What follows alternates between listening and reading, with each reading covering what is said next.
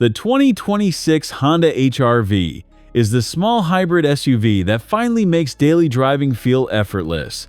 And it does it without asking you to plug anything in.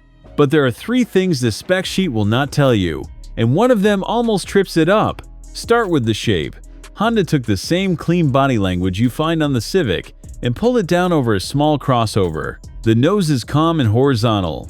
The grille sits flush with the paint, and the Coupé, like Roofline, hides the rear door handles up in the pillar. It looks more expensive than it is, which is the whole point of buying one of these instead of a plain hatchback.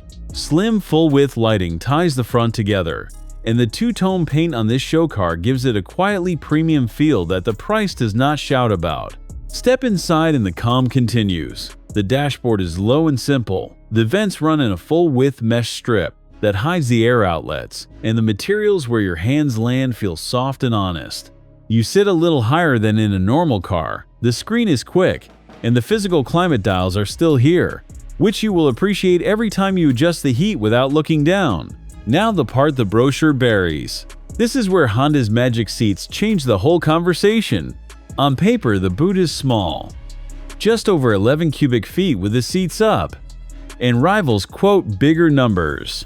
But the rear bases flip up like cinema seats, so you can stand a bicycle or a tall plant upright behind the front seats, something a deeper boot simply cannot do. Fold everything flat, and you get close to 46 cubic feet, and the flexibility matters more day to day than the raw figure ever will.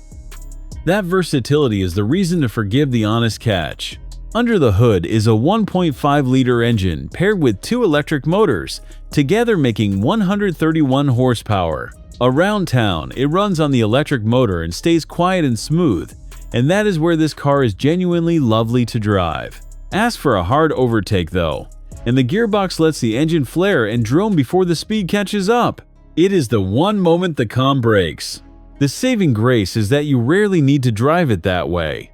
And driven gently, it returns better than 50 miles per gallon while barely making a sound. If breakdowns like this help you decide what to actually live with, subscribe so you catch the next one. Which brings us to what it costs. In the United Kingdom, the HR-V starts around £30,000 and climbs toward $38,000 for the top trim, which works out to roughly $38,000 to $48,000 once converted. It is worth noting this hybrid version is not sold in the United States, where the HR-V is a larger, different car, and Honda backs it with a warranty you can stretch to 8 years if you keep it serviced, which quietly answers the question of long-term peace of mind. So, this is not the car that wins a spec sheet argument. It is the car that makes the small stuff easy, day after day, and for a lot of buyers, that is the argument that actually matters.